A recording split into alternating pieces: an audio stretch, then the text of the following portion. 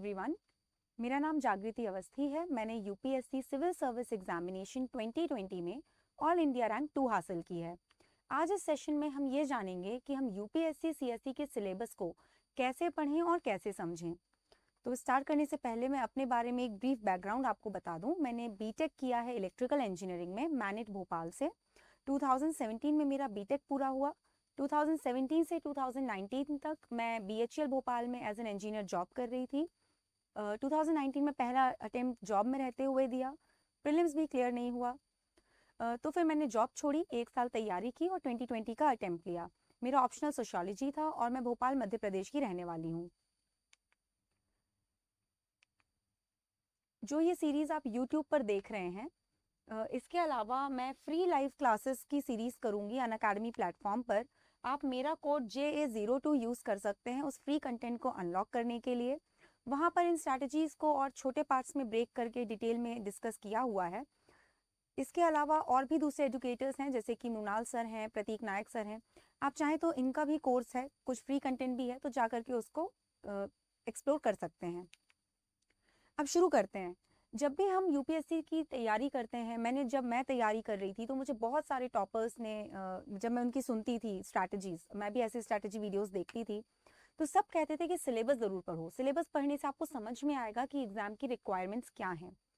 पहली बार में मुझे ज़्यादा ये बात समझ में नहीं आई, और जब फर्स्ट प्रीलिम्स मेरा नहीं निकला, हालांकि उस समय भी तैयारी मैं उतनी कर नहीं पाई थी, पर जो जैसी तैयारी की थी मुझे पता चला कि उसका कुछ आउटपुट मुझे मिला ही नहीं। तब मैंने ये रियलाइज़ किया कि शायद एग्ज़ाम के रिक्वायरमेंट्स को समझना बहुत ज़रूरी है, ताकि आप उसी डायरेक्शन में पढ़ें जिस डायरेक्शन में एग्ज़ाम आपसे एक्सपेक्टेशंस रखता है। सो ओवरव्यू में आपको बताऊंगी कि आप एक सिलेबस की कॉपी लीजिए, उसको प्रिंट आउट कैसे कीजिए, फिर उसको कैसे क्वेश्चंस के थ्रू समझेंगे और इसका आउटकम क्या होगा। ये जो पूरा प्रोसेस है, ये इसकी इंस्पिरेशन मुझे मिली थी श्रेयांश कुमार सर ने एक वीडियो बनाया था, स्ट्रैटेजी वीडियो। उसमें उन्होंने बात की थी कि कैसे सिलेबस को समझना है, तो मैं भी आपको अपना जो प्रोसेस है वो आपके साथ शेयर कर देती हूँ। सबसे पहले इम्पॉर्टेंट होता है सिलेबस की कॉपी आपके पास हो।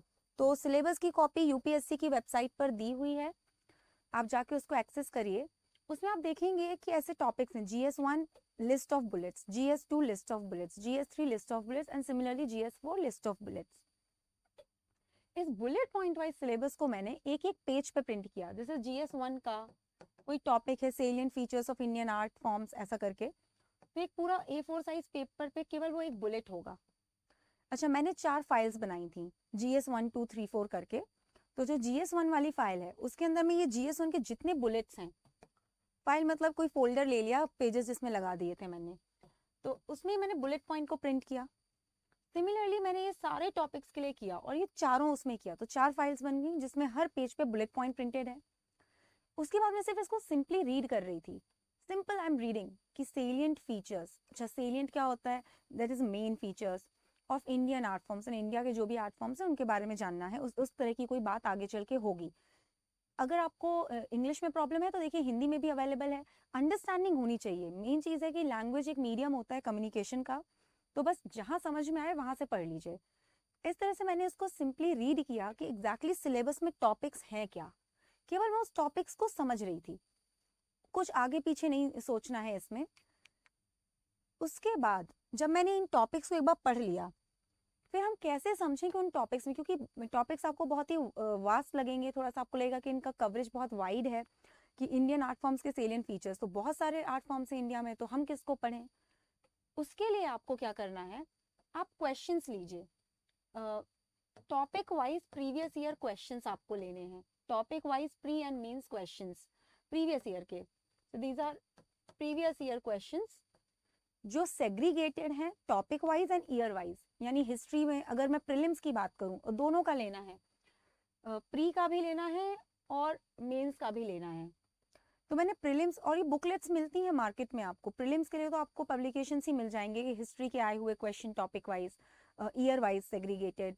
मेंस के लिए मृणाल सर की जो वेबसाइट है mrunal.org, उसमें अगर आप गूगल करेंगे कि GS1 topic wise mains question Mrunal, तो उसमें एक जो पहली लिंक खुलेगी या दूसरी तीसरी लिंक खुलेगी, GS1 GS2 GS3 सबके लिए उन्होंने किया है। तो वहाँ पे क्या है कि जैसे ये आपका बुलेट है, salient feature of Indian art and architecture, उनकी वेबसाइट पे इसी टॉपिक के नीचे जितने क्वेश्चंस पिछले साल में आए हैं उनकी लिस्ट दी हुई है, और ऐसा उन्होंने हर टॉपिक के लिए किया हुआ है। तो आप भी ये चीज़ जा करके कर सकते हैं।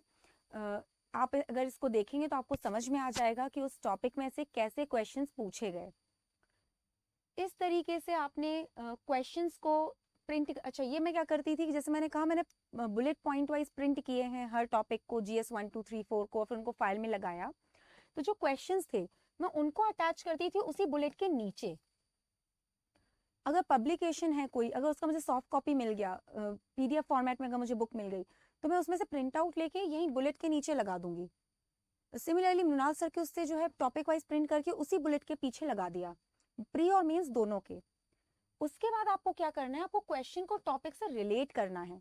जो बुलेट टॉपिक है सिलेबस का और जो क्वेश्चंस आए हुए हैं बोथ प्री एंड मेंस, सिर्फ क्वेश्चंस को समझिए, क्वेश्चन के टॉपिक को एक बार बस आइडेंटिफाई करिए और ये देखिए कौन से टॉपिक से जाके ये मैच कर रहा है। कुछ क्वेश्चंस ऐसे भी होंगे जो 2 या 3 टॉपिक से मिल करके बनते हैं, तो वहां भी आपको समझ में आएगा कि कौन से टॉपिक्स के बीच में इंटरलिंकेजेस पूछी जा सकती हैं। इस तरीके से आपको रिलेट करना है, मैपिंग करनी है टॉपिक ऑफ सिलेबस और आए हुए क्वेश्चंस की। एक बार जब आप ये काम कर लेंगे तो आपके पास अब कंप्लीट हो गया है वो material, bullet topic, pre question, mains question for GS 1 2 3 4। Now read and understand the questions. Only read the question and understand कि वो पूछ क्या रहा है, ना उसका आंसर ढूंढना है, ना उसके पीछे कोई रिसर्च करनी है, सिर्फ identify the topics that are being asked. अब जैसे आर्ट एंड आर्किटेक्चर में देखोगे भक्ति मूवमेंट पे क्वेश्चन है, ये गांधारा नागरा स्टाइल इन पे, Gandhara style and Mathura style इन पे क्वेश्चन है, टेम्पल आर्किटेक्चर पे क्वेश्चन है। तो आपको समझ में आएगा कि बुद्धिज्म पे क्वेश्चन है या बुद्धिस्ट आर्किटेक्चर पे क्वेश्चन है। आप ये समझना शुरू कर देंगे कि आखिर क्वेश्चन किस टॉपिक में से निकल करके आ रहे हैं।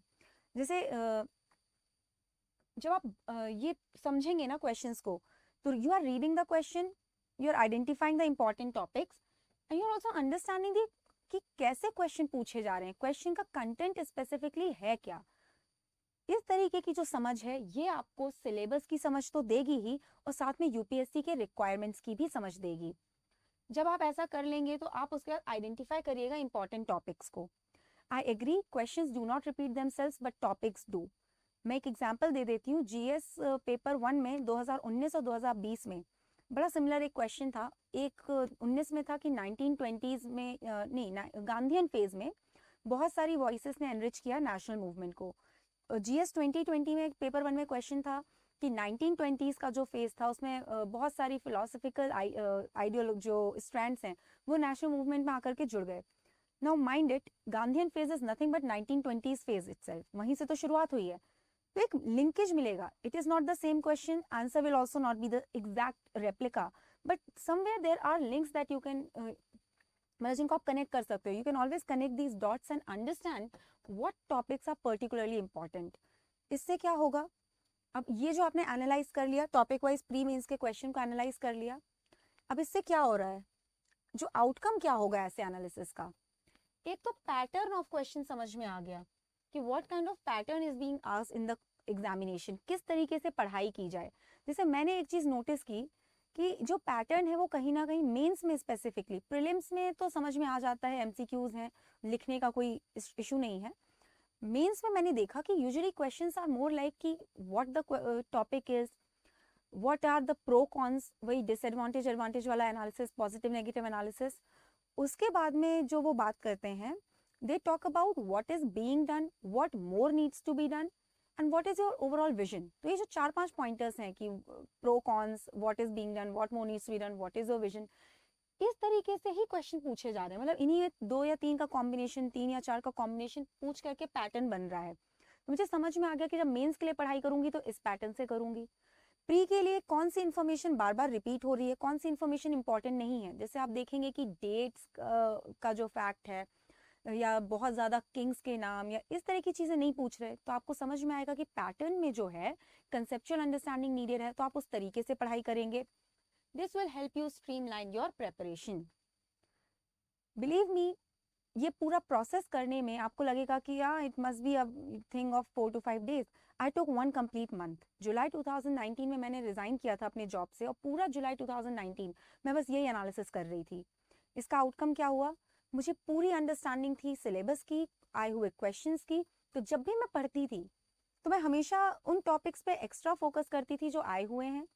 इसके अलावा ये जो आपने सिलेबस का ये जो फाइल्स बनाए हैं with topic and with question, it will help you check your preparation. जब आप पढ़ेंगे, कोई टॉपिक आपने उठाया, सपोज आर्ट एंड कल्चर है, आर्ट एंड कल्चर इसलिए याद आता है क्योंकि पहला ही टॉपिक है GS1 का, आपने वो पढ़ा, आप जा करके अपनी फाइल उठाइए, प्रीवियस ईयर क्वेश्चंस सॉल्व करिए। मैंने वो आंसर राइटिंग में भी डिस्कस किया है कि प्रीवियस ईयर क्वेश्चंस को कैसे अप्रोच करना है। अगर आप ऐसा करेंगे तो एक तो प्रिपरेशन चेक भी हो रही है, प्रीवियस ईयर के क्वेश्चंस तैयार भी हो रहे हैं, डेफिनेटली आपको बहुत हेल्प मिलेगी। मैंने फर्स्ट अटेम्प्ट में ये चीज़ नहीं की थी, सेकेंड अटेम्प्ट में ये अडॉप्ट की और इससे मेरी प्रिपरेशन में मुझे बहुत help milli. So I hope कि आपको कुछ इनपुट्स इसमें इस सेशन के थ्रू मिले हों कि आपको कैसे सिलेबस को समझना है, कैसे पढ़ना है। अगर कुछ बात अच्छी लगी हो तो उसको अपनी प्रिपरेशन में आप इंक्लूड कर सकते हैं। कोई डाउट्स हैं, कोई सजेशंस हैं तो फिर आप उसको कमेंट सेक्शन में ड्रॉप कर दीजिए। हम अपनी स्पेशल क्लास में जाके उसको देख लेंगे कि अगर आपके डाउट्स को हम हैंडल कर सकें वहाँ उसके through. So keep studying, all the very best, thank you very much.